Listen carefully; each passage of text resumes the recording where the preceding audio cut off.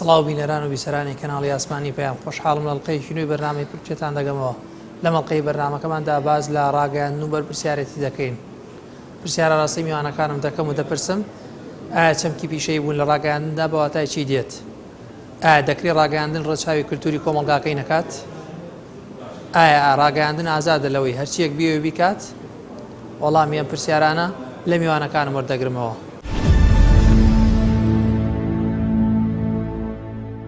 بەناوی خۆی گەورە دیارە هەر کارێک هەر پیشەیەک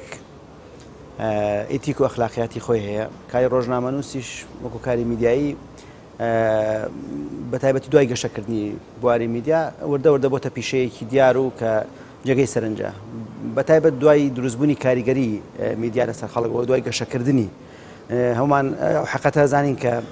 کاریگەری میدیا لە هەڵکشاندایە و ئەم هەڵکشانەوە ئاکات کە ئەو کەسانی کە لە بواری میدیا ئیشەکەن زۆر ضرورە ئاگایان لە ئەخلاقیات و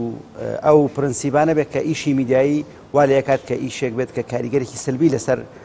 وەرگراکانی وەرنەگرێت دروست نەکات. مۆزوع و چەمکی بابەتی بوون، چەمکی هاوسەنگی پاراستن، حتا چەمکی حیادیە داوانە هەمووی مستەلاحاتی جۆراوجۆرن کە لە کتێبەکانی ڕاگەیاندنە زۆر بە درێژی باس کراوە. یعنی باز لەوە کراوە کە میدیاکار کاتێک کە هەواڵێکە گوازێتەوە، کاتێک راپۆرتێک ئامادەکە، کاتێک کە دیمەنێکی ڤیدیۆی پیشان نەدرێت، کاتێک لە تۆڕە کۆمەڵایەتەکانە بە هەمان شێوە بابەتێک بڵاوکات و هەموو ئەوانە ئەبێ پێش بڵاوکردنەوەی ئەوانە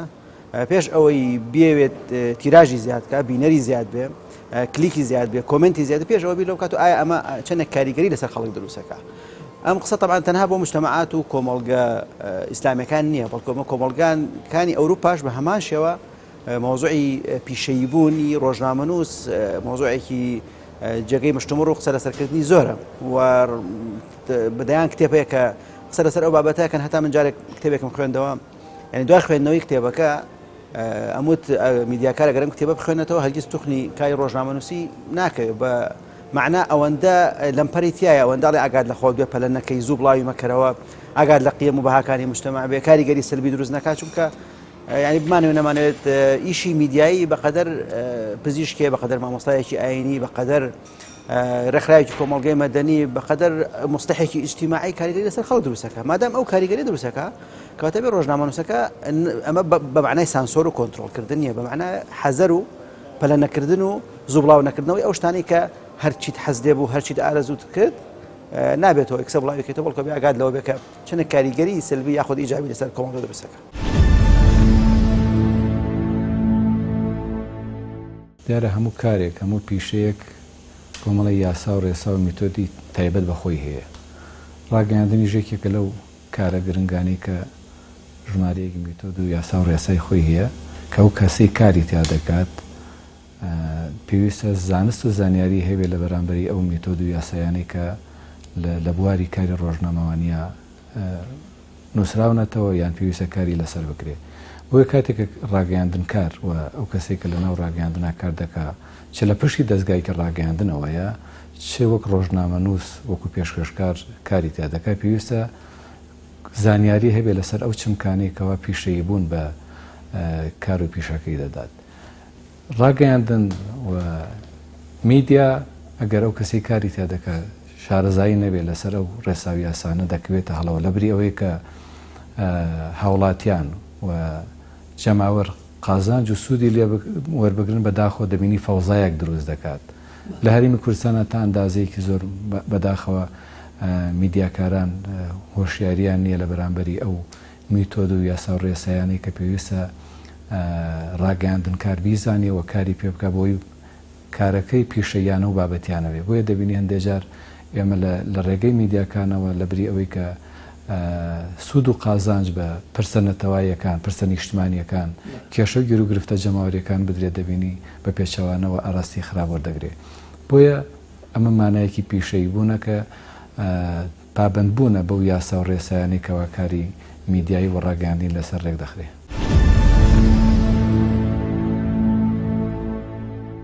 پیشەیی بوون پێشە مشتێک بەپێی ئەو پرەنسیپانە پیشەیە بیکە لە وڵاتە داڕێژێ. ئەمە یەک. دوو بەپێی ئەو ویژدانی کە ڕۆژنامەنووس و ئەو سوێنی کە لەسەرشانی ڕۆژنامەنووسە. پرەنسیپەکانی کاری پیشەیی بوونی ئێمە کۆمەڵی یاسا و ڕێسامان هەیە. یەک لەوانە یاسای کاری ڕۆژنامەگەریە، دوو یاسای بەدەستێنانی زانیاریە، سێ یاسای سندیکا ڕۆژنامە نووسانە. ئەمە ئەو یاسایانەیە کە لە پەرلەمانی کوردستانەوە کۆدەنگی لەسەر کراوە، دەنگی لەسەر دراوە، سەرۆکایەتی هەرێم دەنگی لەسەریا بوون بە یاسا و کاری پێکرێ. هەر یاسایەک زۆرینەی خەڵک دەنگی لەسەرە ئەوە شەرعەتی جێبەجێکردنی پێئەسپێرێ. ئەمە یەک. بەڵام لەوە گرنگتر بەلای منەوە ناخی ڕۆژنامە نووسە، چونکە یاساکان ئەکرێت کونکە لەبەری تیا بدۆزرێتەوە، یاساکان ئەکرێ فڕوفێڵی خۆرزیینە و خۆلادان لە بەند و مادە و بەرگەکانی تیا جێبەجێ بکرێ. بەڵام ئەوەی کە زۆر ئەتوانم بڵێم گرنگترە لە یاسا و لە جێبەجێکردنی یاسا ئەو یاسایە کە ڕۆژنامە نووس خۆی سوێنی بۆ خواردووە، کەڵە سوێنی بۆ خواردانی ئەوەی کە ژیانی خۆی بۆ تەرخان کردووە کە لە ئەخلاقیات و ئیتیکی ناوخۆی ئەوەی کە پێوترێت دەرگاوان لە ڕۆژنامەگەریە لە دەرگاوان خۆی نەدزێتەوە، یعنی خۆی فلتەری خۆی بکات. ئەجینا هەموو جارێک من وتومە هەر ڕۆژنامە نووسێک زیرەک و زیتەڵ بێ ئەتوانن لە یاساکانە کونکە لەبەر بدۆزێتەوە. بەڵام ئەو سوێنەی کە خواردوێتی کە کاری پیشەیی بکات، هەموو ڕۆژنامە نووسێک کاری پیشەیی بکە، بۆ لەبەرەوەی ڕۆژنامە نووسیش پیشەیەکە وەکو پزیشکی وەکو مامۆستایی وەکو ئەندازیاری وەکو پیشەیەکیکە. پیشەیبوون بۆ واتایی کەوا کەسی ڕاگەیاندکار، کەسی میدیاکار تەنها ئامانجی خستنە ڕوو یاخود نەقڵکردنی حەدەسەکە بێ یا پرسەکە بێ یا خەبەرەکە بێ لە ڕێگەی ئامڕازە میدیایەکەی خۆی یا کەناڵ و دامەزراوە میدیایەکەی خۆیەوە بە مانایەکی تر نەقلی خەبەرە نەک ناقیدی خەبەر بێ وەکو عەرە بەڵێ. بەڵکو ئەگەر خەبەرەکەی نەقڵ کرد و دواتریش ویستی لەسەر خەبەرەکە بە دوواداچوون و قسە و گفتوگۆی هەبێ پێویستە کەسانی پیشەیی وەکو خۆی بانگ بکە کە لەو بوارە پیشەکار بن و شارەزای ئەو بوارە بن کە ئەو حەدەسەکە و خەبەرەکەی لەسەر دروست کردووە. ئەمە مانای پیشەیی بوونەگەیەنێ. ناپیشەیی بوونیش دیارە بۆ واتایەکەوە کەسی ڕاگەیاندکار کە لە حاڵەتێکی ناتەندروستە میزاجی خۆی هەڵوێستی تایبەتی و شخصی خۆی تێکەڵ بە حەدەسەکان بکە، هەوڵی شێوانی بدا بۆ ئاراستەیی کە خۆی ئێوێ.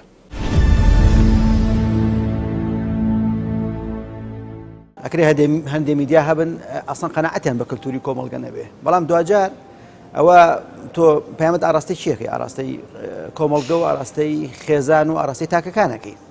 بەمەعنا تۆ لە ناو مجتەمعێکە ئەژی ئەم مجتەمەعات پێگاتۆ لە قیەم، لە تەقالید، لە دین، لە بەها، لەو شتانەی کە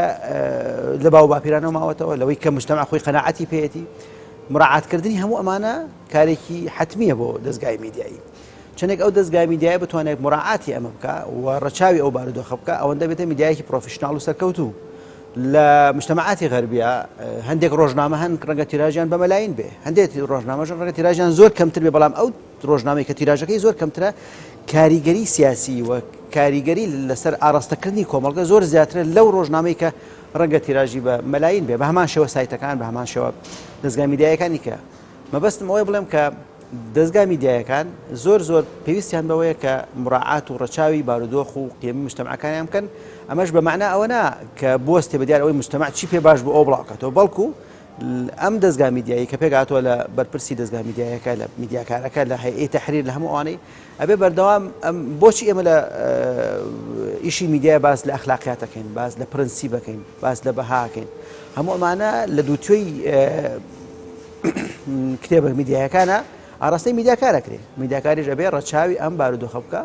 واگای لەوە بێ چی ئاراستەی مجتەمعەکەیەکە و چۆن کاریگەری دروستەکە. چونکە دوجار ئەم وەرگرە ئەگەر زانی ئەم شتە ئاراستەی سلبی لەسەر دروستەکە ڕەنگە بتەکێتەوە لە دەستگای میدیا و ئەو پردی پەیوەندی کە لە نێوان دەستگای میدیایی و خەڵکە هەیە ئەم پردی پەیوەندی بێ بەردەوام بمێنێت. ئەگەر ئێمە قسە لەسەر کۆمەڵگای کوردەواری بکەین، کۆمەڵێ پرەنسیپ و عادات هەیە کە کۆمەڵگەی کوردەواری لەسەری بنیادنراوە و شانازیشی پێوە دەکاوە ئەو کۆمەڵە عادات و تەقالی دانش تا ئەندازەیەکی زۆر مای زیندوێتی داوە بە کۆمەلگاکەمان و هەندێک جاریش پابندبوون وا دەکا کە ڕەسەنایەتی بپارێزری. بەڵام کاتێک کە عادات و کولتور و کۆمەڵێک چەمکی بێگانە لە ڕێگەی میدیاکانەوە دەهێنرێت بۆ ناو کۆمەلگایەکی دیاریکراوی وەکو کۆمەلگای کوردەواری کە هێشتا ئامادەکاری نەکراوە بۆ ئەو چەمکانە، دەبینی بە هەمان شێوە کێشە و گیرروگرب دروستەکە، وەلادانێکی ئەخلاقی تا ئەندازێکی زۆر وەلادانێکی کۆمەڵایەتی ڕوو لە کۆمەلگاکە دەکاتەوە دەبێتە هۆی بشێوی لە ناو خێزان و خانەوادەی کوردیا کە ئێمە تا ئەندازێکی زۆر بەداخەوە ئێستاەوە لە کۆمەلگای خۆمانە دەبینین کە هەندێک جار هەندێک میدیای نابەرپرس بەداخەوە هۆکارێکی ئەو لادانە ئەخلاقیان و هۆکاری هەڵوەشانەوەی خێزانن و ئەو بەها بەرز و پەسەندانن کە کۆمەلگای کوردەواری لەسەر بنیادنراوە لەبری ئەوەی کەوا میدیا ئامانجەکەی خزمەتکردن بێ بە کۆمەلگا خزمەتکردن بێ بە نیشتمان و هاونیشتمانیان بەداخەوە دێت کۆمەڵێ بەهای بێگانە دەخاتە ناو کۆمەلگاکە و کوتم کە ئامادەکاری بۆ نەکراوەوە زمینە سازی لەباری بۆ نەکراوە دەبین دەبێتە مای فەوزا و ئەو کاتە میدیا لەبری ئەوەی خزمەت بە نەریتەکانی کۆمەلگا بکە لەبری ئەوەی کە کۆمەلگامان پێش بخە بەداخەوە دەبێتە هۆی داڕزان و لە ناوبردننی ئەخلاق و خوڕەوشی دیارە هەر نەتەوە و گەلێکێک ئەگەر ئەخلاق و خوڕەوشی داڕما بۆ خۆی دەبێتە فەوتان چونکە ئەوە ئەخلاق و خوڕەوشتە مایەی مانەوە و درێژە کێشانی هەر نەتەوە و هەر کۆمەلگەیەکە.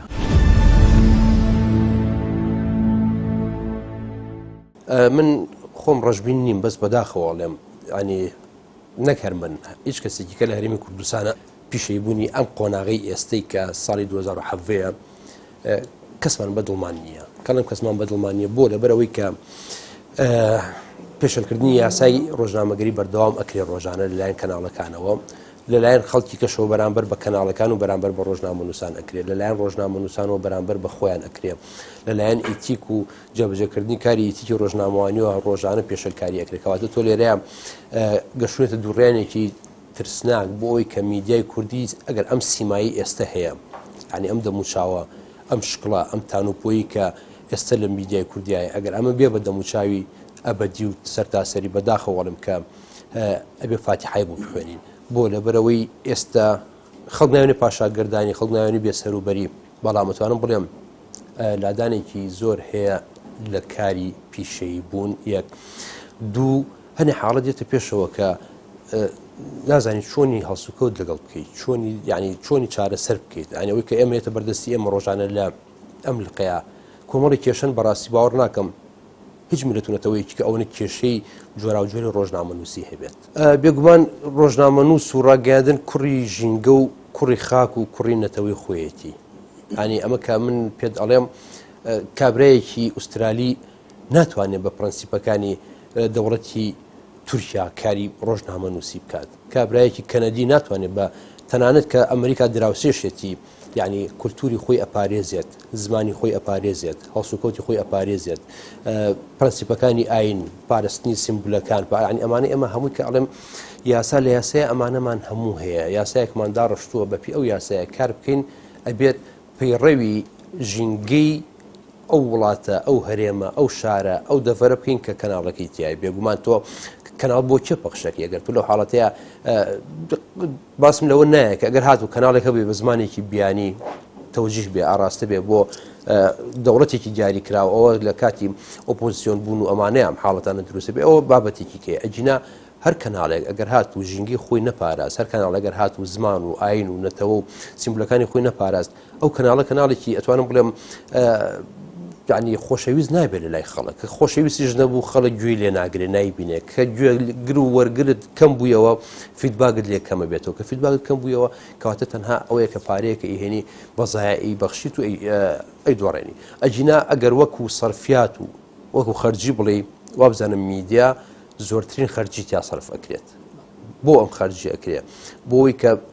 وشارکردنەوەیەک ئاگادکردنەوەیەک زانست گەیاندن فێرکردن فێرخوازیانی ئەم هەموو ئەرکێ هەیە لەسەر شانی میدیا بۆ ئەوانە دروستکراوە میدیا بۆی گەیاندن ڕاستە ئەرکە سەرێکیگەڵە گەیاندنی زانیاری ڕاست و دروستە بەڵام سەرباری زانیاریەکەش کۆمەڵی سەرڤیزت هەیە کۆمەڵە خەدەماتت هەیە کۆمەڵە کاری ترت هەیە بۆی خەڵک ئاگادار کیلەوەی کە پێویستە کە ئاگاداریان کەیت تۆ نخبەی هەڵبژێراوی ناو کۆمەڵگەی کەڵێن تۆ ینی مەبەستم لە کەسی ڕۆژنامەنووسە ئەم کەسە ڕۆژنامەنووسە قیادی دەوڵەتەکەی خۆیەکە دیارە میدیا بەشێکە لەو بارودۆخوا سیاسی و کۆمەڵایەتی کە هەیە یاخود ئەگەر بەشێکیش نەبێ کاریگەریەکی تەواوی لەسەری ئەبێ سیستەمە حکومڕانیەکان سیستەمە سیاسیەکان ڕۆڵی سەرەکییانە بێ لەسەر دیاریکردنی نەمەتی کاری میدیاکان و ئاراستەی کارکردنیان بۆ نمونە سیستەمێکی دیکتاتۆری ڕاگەیاندن و میدیایەکی داخراوی سەرکوتکە بوو بەرهەمەیەنێ سیستەمێکی کراوە و ئازادیش میدیایەکی ئازاد و پیشەیی و کراوە بەرهەمەیەنێ لە کوردستانی ئێمە ئەتوانین بڵین بارودۆخەکە ڕێک نەخراوە حاڵەتێکی سیستیماتیک بۆ خودی کۆمەڵگە کۆی کۆمەڵگە دروست نەبووە هەندێک کاریگەری خراپی لەسەر میدیاش دروست کردووە بەڵام لە هەموو حاڵەتەکاندا مادەم پەراوێزێک بۆ ئازادی هەیە هەندێک جار میدیاکانی ئێمە پیشەیانە کارەکانی خۆیان ئەنجامەدەن و ناتوانین چاودا بخەین لەو حاڵەتەی کە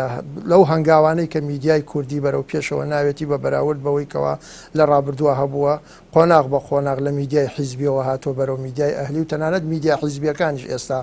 پێشکەوتنیان بە خۆیانەوە بینیوە جۆرێک لە ئەهلیەت و پیشەیی بە کارەکانیانەوە دیارە ڕاگەاندن هەڵقوڵاوی ناخی کۆمەڵگەی خۆیەتی گزارش لە کۆمەلگا ئەکا بەڵکو ڕاگەاندن وەزیفەی ڕاگەاندن ئەوەیە کۆمەلگا ئەناسیێنێتەوە بە خودی خۆی جا لەبەر ئەوە ئەو ڕاگەیاندنە بە تەبیعەتی حاڵ ئەبێ ڕەچاوی کولتوری کۆمەڵگەکەی خۆی بکە بە تایبەتی کولتور لایەنە باشیەکانی ناو کولتورەکەی پەرە پێ بدا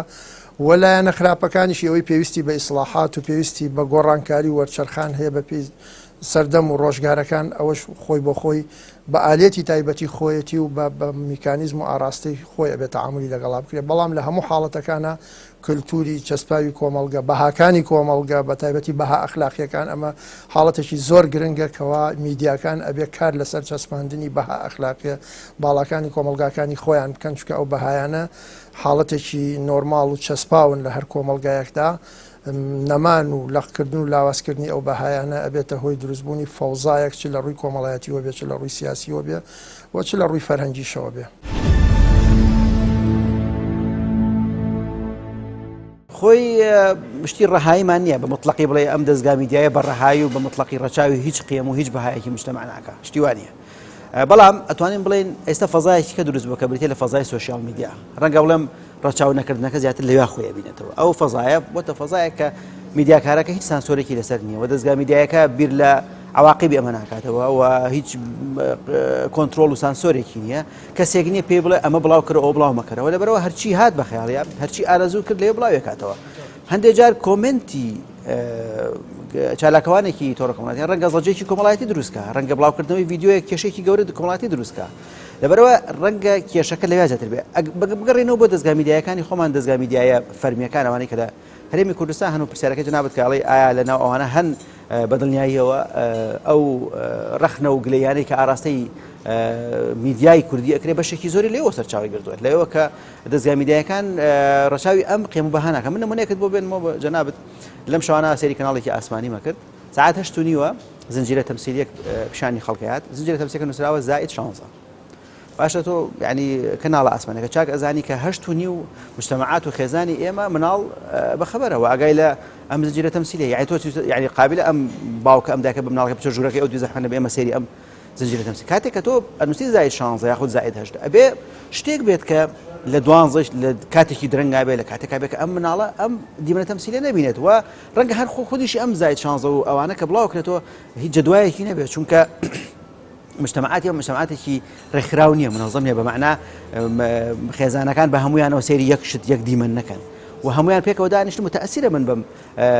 ینی وەکو نمونەیەکی بەسیط لەوەی بێنمەوە کە هەندێک دەستگای میدیای ئێوە ڕەچاو بکە بەمەش هەر ڕەچاوی ئەو ناکە و هەندێک جار ڕەنگە ئەمە هەر خۆی بێتە بابەتی وروژاندن ینی وای لێ دێت ئەمە ئیساری ئەم کەسەکە ئەڵێ با بزانم ئەمەی کە نووسراوە زائید 16 چییە با سەیری بکەم ینی هەدەفەکەی کە تۆ دادناوە لەوەی بیپێکی و بتەوێت ڕەچاوی قیم و بەهاکانی مجتەمەکە لێوە نەتپێکە و نەتوانێت یعنی بە شێوەیەکی گشتی هەندێک دەستگای میدیایی ئێمە هەن کە ئەگەر چی ڕەخنەی زۆریان ئاراستەکرێت ئەگەر چی پیان ئەوترێت کە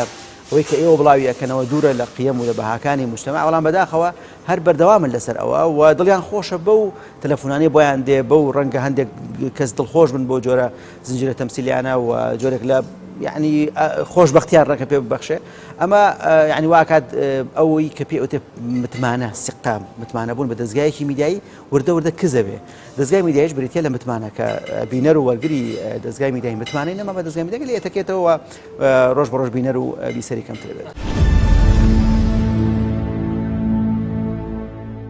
کاتێکە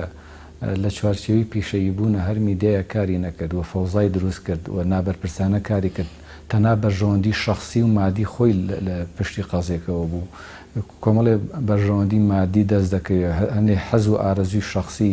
ئیتر حەز و ئارەزوەکان لە هەرچیا خۆی دەگرێتەوە ئەو سەیری ئەوە دەکا سەیری بەها بەرزەکانی کۆمەلگا ناکە سێر ناکە کە بزانێ ئایا ئەم هەنگاوە دەینێت لە میدیایەکی شخصیە کە دامەزراندوە بە تایبەتی لە کاتی پێشکەوتنی تەکنەلۆژیا کە ئێستا دامەزراندنی میدیا و کەناڵەکان تا ئەندازەیەکی زۆر ئەگەر کەسێ بودجە و مادی لە بەردەسا بێ زۆر بە ئاسانی دەتوانێت دای بمەزرێنێ بە تایبەتی بەداخەوە دەسەڵاتیش بەس بەمەرجێک کە ئەو بۆ خۆی قازانجی لێ بکە گوێ ناداتە لەوەی کە ئەم میدیایە کۆمەلگا بۆ خۆی زەرری لێ دەکا بەس ئەو زەرری لێ ناکاوەکو حیزب و لایانی بەرپرس ڕێگەی پێدەدا دای بمەزرێنێ لە ئێمە لە هەرێمی کوردستانە ئەگەر تایبەتی بکەم ئەگەر میدیایەک باگراوندێکی ئیسلامی هەبێ بەداخەوە 10 ساڵ بە شوێنیان دەڕۆیت مۆڵەتت پێ نادرێ بەڵام ئەو میدیانێکەوە هیچ پابندیەکیان نییە بە بەها ئەخلاقیەکانی کۆمەلگای کوردەواریەوە عادەت و کولتوری کوردەواری ئێمە ناپارێزن ڕۆژانە مۆڵەتیان پێ دەدرێ ڕێگەی کارکردنیان پێ دەدرێ بربەستیان بۆ دروست ناکرێ بەداخەوە بەرپرسانیش بەشێکن و شەریکن لەو کارێکەوە هەندێک لە میدیاکان هیچ پابندیەکیان نییە بە بەها بەرزەکانی کۆمەلگای کوردەواریەوە و خزمەتی پێ ناکەن تەنانەت دوایان کردووە کە هیچ ئینتیمایەک بۆ نیشتمان و بۆ نەتەوە نەمێنێ دەبینی دەیەوێ غەریبیانە ئەوروپیانە بژی وای کردو ئێساکێ نەوەکانمان تا ئەندازەیەکی زۆر بە خەیاڵ دەژین وا دەزانێت ئەو درامە و فلیمانێکە لە کەناڵێکی ڕاگەیاندنان بڵاو دەکرێتەوە ئەوە حەقیقەتی ژیانە بۆیە دەبینێ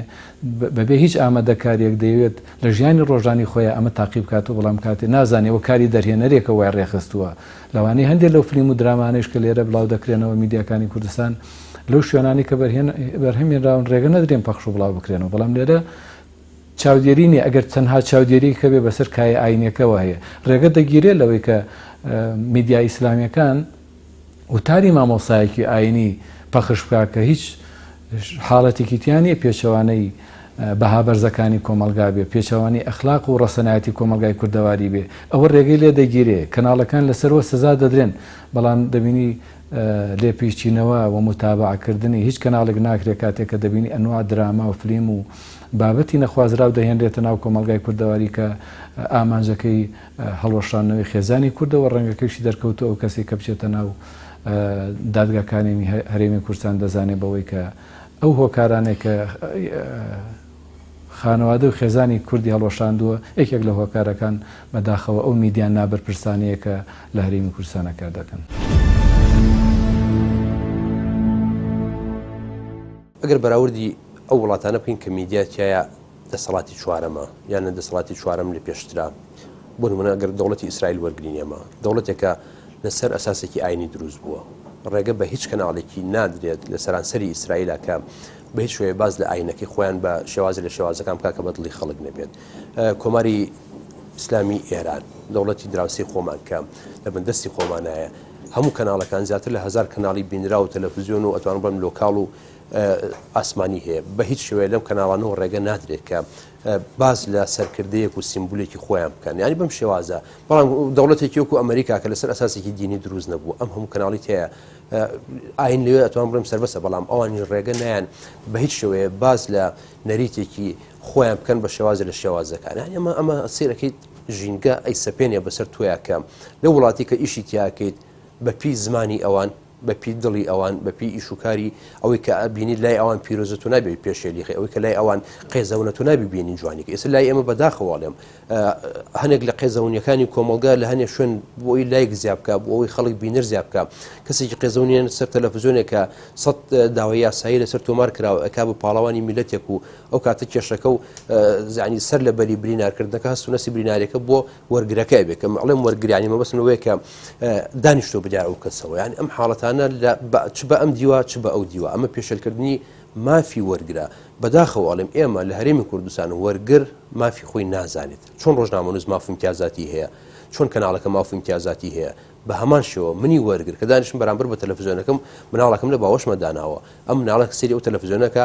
بنەمای فکری خۆی لەسەر ئەساسی ئەو تیڤە ئەو رادیۆیە ئەو کەناڵە ئەو وێب پیجە ئەو وێبسایتە لەسەر ئەمانە بنەمای فکری خۆی دروستەکە بۆیە من ئەبێت لە ئێستا بە دواوە وەرگر چۆن لە تورکیا مافی وەرگر هەیە چۆن لە ئەوروپا مافی وەرگر هەیە لای ئێمەژە بێ وەرگر خۆی مافی خۆی وەرگێتەوە کاڵم وەریگرێتەوە یعنی ئەگەر بابەتێک زانێت کە پێشەلکردنی ماف و بنەچە و بنەیاسای ئەوی تایە یعنی خەتەرە بۆ سەر خێزان خەتەرە بۆ سەر کۆمەڵگە خەتەرە بۆ سەر گەڕان خەتەرە بۆ سەر ئاسایشی میلەتونەتەوە ئەبێ وەرگەرەکە خۆی بێت کە وەکو تاکێکی هاوڵاتی لە ڕێگە داواکاری گەشت لە ڕێگەی سندیکای ڕۆژنامە نووسانی کوردستانەوە داوای وەرگرتنەوەی مافی خۆی بکات. ناتوانین هەمووی وەک یەک ببینین وێنایەکی گشتی بۆ هەمویان بکێشین بەڵام ئەتوانین بڵین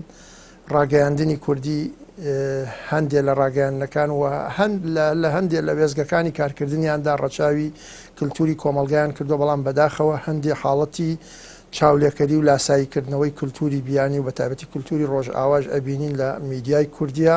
کە بە هیچ شێوەیەک ڕەچاوی ئەویان نەکردووە کە ئەو هاوردەکردنی کللتوری بیانی لە ڕێگای ئەو بابەتە میدیایانەی وەکو دراما وەکو حتا بابەتەکانی گفتوگۆ قسەکردن لەسەرکردن لە ناو میدیاکانە ئەبێتە هۆی یەکەم سڕینەوە یاخود لاوازکردنی شوناسینەتەوەی چکە کللتوریش بەشێکە لە شوناسینەتەوەی ئێمە شوناسینەتەوەی هەرگەلێک لاوازکردنی کللتوری نەتەوە ڕەچاونەکردنی کللتوری نەتەوە بە تەبیعەتی حاڵ سەر بۆ ئەوە کێشە کە شوناسینەتەوەش تووشی ونبوون و لاوازبوون و غیابی هەبێت بە تایبەتی لە وەسەتەکەی خۆی دەوروبەرەکەی خۆی و لەناو شوناسی گەلەکانی تراوە لەم حاڵەتەشا کە ئێمە ئێستا لە قۆناغی خەباتی هێشتا ڕزگاری خوازیان پێویستمان بە دەرخستنی شوناسی تایبەتی خۆمانەیە شوناسیش بریتە لە شوناسی ئاینی شوناسی کۆمەڵایەتی شوناسی نەتەوەی هەموو ئەمانە پێکەوە یەک شوناس دروستەکەن بۆ ئەو نەتەوەیە کە لەم حاڵەتەی ئێمە بە تایبەتی لە حاڵەتی دروستبوون و وەرچەرخان بەرەو قۆناغی سربەخۆی و خەباتی ڕزگاری خوازیمان پێویستمان بە برەودانە بەو شوناسە کە هەندێک جار ڕاگەیاندنەکان لە ئاستی بەرپرسیارەتیانین لە کوردستانە. طبعاً ئازادی فەزایەکە کە ڕاگەیاندن بەبێ بوونی ئازادی ناتوانێت هیچ حرەکەتێک بکە بەڵام لە بەرامبەر ئازادیا بەرپرسیارەتی هەیە ئەم دوو چەمکە هەردووکیان بەبێ یەکتر نایان کرێ ئەگەر ئازادی هەبوو بەرپرسیارەتی غیابی هەبوو ئەوە ئازادی ئەبێتە فەوزا بۆیە پێویستە لە بەرامبەر ئازادیا مەسئولیت و بەرپرسیارەتیش هەبێ ئەم دوانە هەردووکیان تەواوکەری یەکترن لە هیچ شوێنێکە ئازادیکی ڕەهانیە بۆەوەی کەواتن هەموو شتێک بە ئارەزوی خۆت و بە ئازادانە هەنگاو هەڵبگری بەڵکو لە چوارچێوەیەکی دیسپلین کراوایە ئازادی ئەبێت ئەو کەسێک کە ئازادانە کاری میدیایی و غیری کاری میدیاییەکە لە بەرامبەرە بەرپرسیارەتی دەرەنجامەکانیشی هەڵبگرێ بە تایبەتی ئەو دەرەنجامانەی کە لەسەر ئاستی بەرژەوەندیەکانی گشتی کۆمەلگاکەوێتەوە ئەبێ میدیاکار زۆر بەرپرسانە تەعامل لەگەڵ واقعی کۆمەلگاکەی خۆی و لەگەڵ پرس و پێشهاتەکانی ناو کۆمەلگاکەی خۆیان بکە.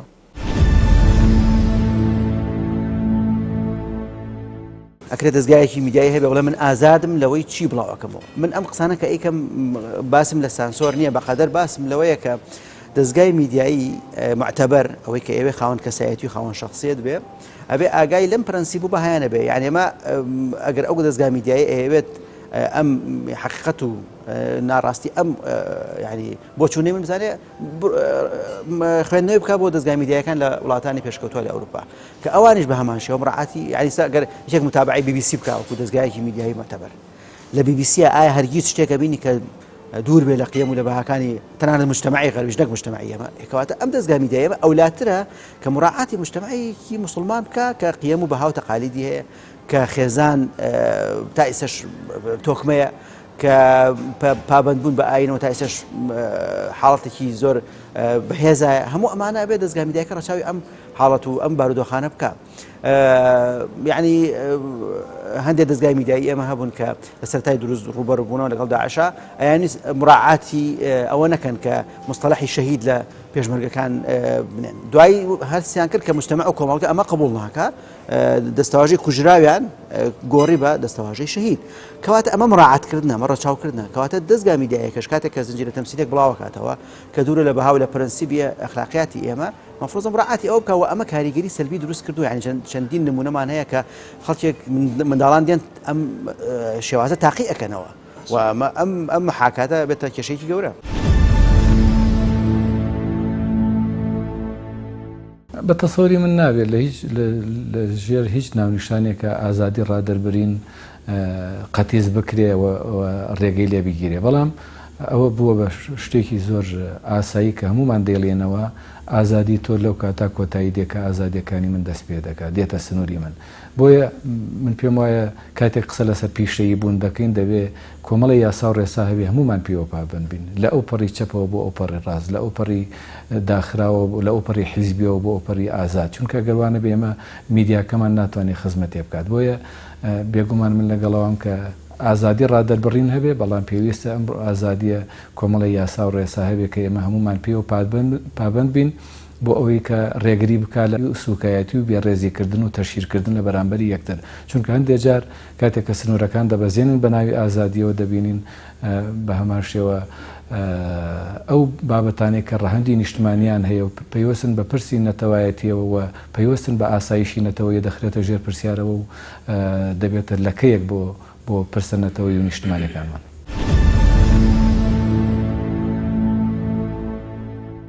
بەناوی ئازادی و تاوانی زۆرەکرێت، کاڵم بەناوی ئازادیوانی زۆربەی هەر زۆری تاوانەکان بە ناوی ئازادی وەکرێ بەڵام لەسەر کورسیە، تاوانەکان بە ناوی ئازادی وەکرێ بەڵام لەسەر گیرفانە، تاوانەکان بە ناوی ئازادی وەکرێ بەڵام لەسەر ئیلە ئاخری و ئیلە ئاخری. یعنی ئەمە ئەتوانە بڵێم خۆشترین یان باشترین یا ئاسانترین پێژەیە بۆ سەرکەوتن و گەیشتن بە مەرامەکان بە ناوی ئازادیەوە. ئازادی لەکوێ ڕەها کرا؟ پرەنسیپی هەیە، ئازادی سنووری هەیە. لەکوێ ڕەها کرا ئازادی؟ لە ئازادی دەرەچێ ئەبێ بە بەرەڵایی. جا بۆیە لێرەیە هەموو حتا لە جەرنامەی گردردونی مافی مرۆڤ، لە یاساکانی شۆڕشی فەڕەنسیا، لە یاساکانی شۆڕشی ئۆکتۆبەرا، لەوەی کە هەموو قێم و مەبادی ئینسانیت کە باز لە ئازادی ئەکات، ئەوەنە ئازادی هەتاوەکو ئازادی بەرامبەر پێشێلنەکەی، ئەوەنە ئازادی هەتاوەکو نەبی مەترسی بۆ سەرتاکی بەرامبەرت، ئەوەنە ئازادی هەتاوەکو گرفانی خەڵک بە ناوی ئازادی و بە ناوی ئەو دروشمە گەورانەوە تاڵان بڕۆیتیان نەکەی. کەواتە تو لێرەیە میدیا ڕاستی ئێمە لە لەشێک لە بڕگەکانی یاسای کاری ڕۆژنامەنووسی ئاڵێ ڕۆژنامەنووسی ئازادە هیچ سانسۆرێکی لەسەر نییە، کاڵە سانسۆری لەسەر نییە، سانسۆری ڕاستەقینەی لەسەر نییە، بەڵام خۆ سانسۆرێک هەیە کە تۆ لەکوێ ئەم ئازادی تۆ ئەم ڕۆژنامەگەری تۆ بوو بە ترس، بوو بە خەتەر، بوو بە ئەوەی کە بەرامبەرەکەت مافەکی پێشێل بکەیت، کەواتە تۆ لێرە پێویستە بە ئیست و پێویستە بە ستۆپێک هەیە، چ بە پێی یاسا، چ بە پێی شەرع، چ بە پێی ئەو ئیتیکی کە لە ناخی خۆمانە هەیە. ئێمە وەکو تاکی ئەم کۆمەڵگەی، ئێمە کوڕی ئەم کۆمەڵگەین، ئەگەر هاتوو ئازادیەکانی خۆمان ئەوەنە زیاد کرد کە ئازادی بەرامبەرەکەمانی پێ پێشێل بکەین، کەواتە ئازادیەکەمان نەکردای باشتر. بۆیە لێرەیە ئێمە هەتا ئەم دەقەیە ئەتوانم بڵێم بەعنی بۆچوونی میدیای کوردی بۆ ئازادی نەخەمڵیوە، کەڵم نەخەمڵیوە، عنی پێ نەگەشتووە، پێی نەگرتووە، بەپێ ئەو بنەمانی کە ئێمە کاری ڕۆژنامەگەری پێکەین لە هەرێمی کوردستانە. یاساکانمان زۆر جوانە، زۆر جوان داڕێژراون، زۆر جوان باسی لە ئازادی کردووە، ئازادی زۆر عنی دەسەبەر کردووە، بەڵام کە هەموو شتێک لە سنووری خۆی تێپەڕی گەشتە خەتە سوورەکان، گەشتە نیشانی پرسیارەکان کە لەسەر ئازادیەکرێت، کەواتە تۆ لێرەیە ئازادیەکەت نەتوانی بەکاری بێنی. ئازادی جارێکی کە ئەبێتەوە بە دیکتاتۆریێتێک کە خەڵکی پێ بتۆقێنی، خەڵکی پێ بترسێنی، خەڵکی پێ بێزارکەی، خەڵکی پێ هەڕەشی پێ لە خەڵک بکەی. یان هێستا توانم بڵێم هەر سێری وەزعی بازاری هەرێمی کوردستان بکەن، نرخ و سەرفیاتی کەلوپەل و زەخیرە لە 2000 بەرز بووەتەوە. ینی ئەمە چی وای لەمە کرد؟ بێگومان ئەمە میدیا وای لەمە کردووە. ینی ئەگەر تۆ میدیا هەموو جارێک ئێمەڵی میدیا چەکێکی دووسەرە، خەنجەرێکە دوو دەمی هەیە، دەمێکیان بۆ دوژمن بەکارێ، بەڵام ئەگەر نەزانی بەکاری بێنی دەمەکەی تریانە سنگی خۆمانە چەقەیە. نمونەی بازاری هەرێمی کوردستان باشترین نمونەیە، نمونەی گرانبوونی بەنزین و شمەک باشترین نمونەیە کە میدیای کوردی ئەو ئازادی کە هەیەی بەبێ فلتەر کە ئەڕوات ئەو هەواڵ و ڕاپۆرتانی کە بەبێ فلتەر بڵاوی ئەکاتەوە، ئەبێتە مای ئەوەی لە جاتی خۆشگوزەرانی بۆ بەرامبەرەکەی دروستکە، ئەبێتە مای ئەوەی کە بازارەکەت بۆ لەق بکە، ترسی خەڵکت بۆ زیاتر کە، ینی وا لێ بکات کە تۆ غەفڵگیر بکرێ لە هەر دقەیەکە بێت بازار بێ بە ئاگر بنسرتەوە. ئەمە ئەوە دوو ئەو کەڵچەرەی کە ئێمە هەمانە، چ لە بەند و بالۆرە وتنا، چ لە دەبلەجەکردنی مسلسلات و ئەڵقات و ئەمانە، چ لەوەی کە کەسێک ئافرەتێک بێت لەسەر کەناڵێکی تەلەڤیزیۆنی تا چەند بووی هەیە بەپێ عورفی مجتەمع، ینی ئێمە بەپێ عورفی مجتەمع تا چەند بووی هەیە خۆی لەم قۆناغای خۆی ڕوودکاتەوە، کەڵێن لەم قۆناغای، ینی سێمە لە ساڵی 2007 نازانین لە 2027 تا چۆن نەبێ. ئەگەر تۆ سێرکەی هەموو جارێک کۆمەڵگە بە 10 ساڵ پێش ئەکەوێت، یعنی قۆناغی خۆی لە دوای 10 ساڵ وەرەگرێ بەڵام تۆ ئێستابی یەکسەر ڕاستەوڕاست تەقلید و با بڵین لاساییکردنەوەیەکی بێ بەرامبەری وڵاتێکی زۆر پێشکەوتوو بکەیت کە عرف و عادەتی ئەوان شێوازێکی کێ بێگومان ئەمە نیگەرانی لە لای خەڵک دروستەکە ئەگەر بێت و لە وتە و لە قسەکردن و لە مهاتەرات و لەوەی کە پێ وترێت چەلەحانێ لەسەر تەلەڤیزیۆنە دەستبەری بۆ مقەدەسات و دەستبەری بۆ پیرۆزیەکانی ئەم نەتەوە ئەو میلەت و ئەو خەڵک و ئەو حیزب و ئەو کەواتە ئێمە لێرە لەم باسەیە کە باسی بۆ تۆ ئەەکەم میدیای کوردی ئەلم قۆناغایە یعنی کارگەشتە ئەوەی کە شەڕەت ژنێ و لە میدیا ئەڕوات ئازادیەکە نەمانتوانی و تا ئێستا بەمانەی ئازادی بەکاری بێنین ئێمە ئازادیەکەیمان بۆ وەک پاشاگەردانیەک بەکارهێناوە یعنی ئەوەی کە ئێمە لەسەر میدیا باسی ئەکەین ئەو هەڕەشە و بڕۆشە ئەو ترس و تۆقاندنە ئەو کەلیماتانی کە ئەو ترێت بەڕاستی ئەمە ئازادی نییە ئەمە لادانە لە ئازادی ئەوە نە ئازادی وەکو باسمە کرد کە مافی بەرامبەرەکەت پێشێل نەکەی کە تۆ مافی بەرامبەرت پێشێل کرد بە ناوی ئازادیەوە ینی ئێستا تێبینم کۆمەڵێک حاڵەتی وا هەیە کە بە لایڤی فەیسبوک ئەڕوات بە کەناڵەکانی ترەوە ئەڕوات لە بەرنامە ڕاستەوخۆکانی چەلەحانەکانە ئەڕوات ئەمە ئەگاتە حەدی ئەوەی کە ئیتر تاکی بەرامبەر کە مناڵی دانیشتووە ئەوێت هەستێت تەلەڤیزیۆنەکە بگۆڕێت یعنی کارگەشتەوەی کە دەست بۆ مقەدەساتی میلەت بەرن دەست بۆ ناو کەس و کار و ینی ئەمانە ئەمە حاڵەتانن کە ئەگەر بێت و بەم شێوازە ئێمە لەسەر ئەم میدیایی ئەم ڕەوتەی ئەم چەند ساڵی دوایی بەردەوام بین بەڕاستی یعنی ئەتوانم بڵێم پەشیمانە بینەوە لەوەی کە میدیاکەمان ئەگەر نەبووە باشتر بۆ تاوەکوی کە میدیایەکمان هەبێ بێ بەمای ترس و تۆقاندنی بەرامبەر بێ بمای ئەوەی کە لادان لە پەروەردە و بنەماکانی خێزان لادان لە ئاین لادان لە پرەنسیپەکانی ئازادی لادان لەوەی کە تۆ هەوڵتدا 80 ساڵ میدیایەکت هەبێ ئەو میدیا تعبیر لە ناخی هەموو کەسێکی ئەمە بکە نەک ئەوەی کە ئێستا تێبینم بەری کوردستان بۆ بە دوو بەری میدیایی زۆر سێرەوە بەرەیەکیان ئەڵێ بەڵێ بەرەیەکیان ئەڵێ نەخێر لە هەمان کاتیشا کە ئەگەر هەردوو بەرەکەدا بنیشن پێکەوە سێرەکەی نە ئەو بۆی هەیە بە قەتعی بڵێ نەخێر نە ئەم بۆی هەیە بە لە سەداسەد بڵێ بەڵێ کەواتە تۆ لێرە کاری میدیا کارێکە نەمانتوانی و لەم 25 ساڵەیە دەموچاوێکی بۆ دروست بکەین کە ناوی دەموچاوی ڕاستەقینی میدیای کوردی بێت.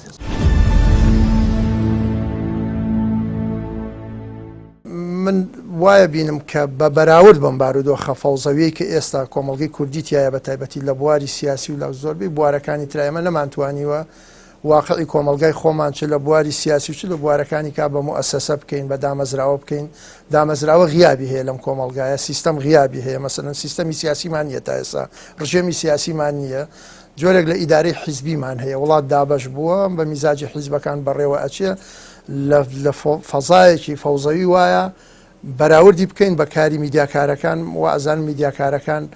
هەندێ بەرپرسیارەتیان خستۆتە ئەستۆی خۆیان و هەندێ ڕەچاویان کردووە بەڵام لەگەڵ ئەوەشە زۆر جار ئەوانیش ئەبنە بەشێک لەو فەوزاییکەوە دروست کراوە بە تایبەتی دەسەڵات و حیزبە دەسەڵاتدارەکان لە وڵاتەیە دروستیان کردو دوای 27 ساڵ لە حکومڕانی کە هێشتا ئێمە وڵاتی ئێمە و ئەزمموی سیاسی ئێمە سیستماتیک نەکراوە یەکێک لە وەزیفەکانی میدیا چاودێرە بەسەر کۆی کۆمەلگایە بە سیاسی و غیری بە سیاست و غیری سیاستەوە من تەمەنا ئەەکەم میدیاکارانی ئێمە میدیای کوردی کار لەسەر ئیسلاح و چاکسازی ئەو واقعە ئەو کاریتیاکە چونکە چاکبوونی ئەم واقعە ڕێخستنەوەی ئەم واقعە بە تایبەتی ڕێخستنەوەی نێوماڵی کورد دوجار بە قازانج بۆ میدیاژەکەوێتەوە میدیاکاران لە فەزایەکی ڕێکخرا و سیستماتیک و دیسپلین کراودا ئەتوانن حرەکەتی خۆیان زۆر تەبیعیانە و زۆر سروشتیانە بکەن و ئاسی هۆشیاری کۆمەلگەش لە فەزایەکی وا لە ژێر فەزایەکی وا و لە بارودۆخێکی وا بەرزترە بێتەوە نەک لەم بارودۆخەیەوە ئامانجەکان خەریکەوە نەبن میکانیزمەکانی هەرێکەوە بە ئارەزی خۆی حرەکەت دەکات.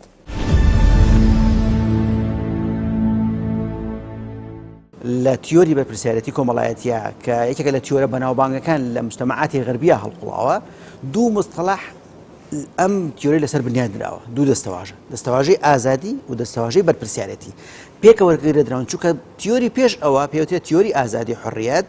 دەرکەوت بۆیان کە ئەمە جۆرێک لە کاریگەری سەلبی لەسەر کۆمەڵگە لەسەر مجتەمەعەکان دروستەکە هەر بۆیە هاتن تیۆری بەرپرسیارەتی کۆمەڵایەتیان دانا ئەم تیۆری بەرپرسیارەتی کۆمەڵایەتیە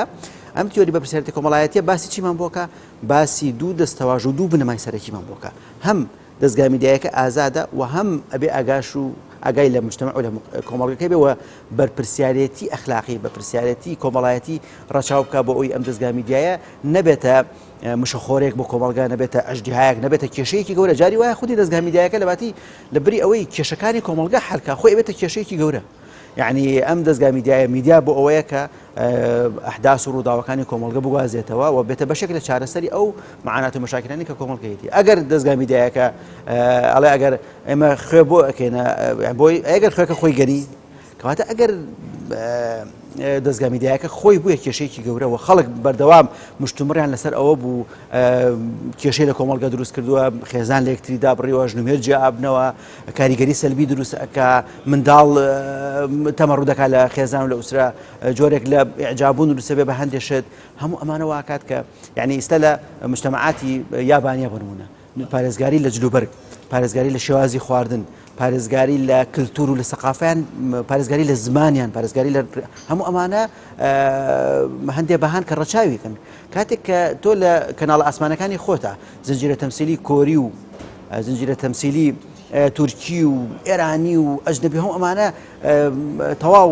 دەستگا میدیایەکە داگیر ئەکا ئەمە وا ئاکات کە تۆ هیچ جۆرە کللتور و سەقافەتێکی خۆت نامێنێتەوە هەمووی بسڕێتەوە کەواتە یعنی پارێزگاری لە کللتور لە سەقافەی مجتەمع و لە کۆمەڵگە بەشێکە لەو ئەخلاقیات و لەو پرەنسیبانەی کە ئەبێ هەموو دەستگایەکی میدیای ڕەچاوی بکات.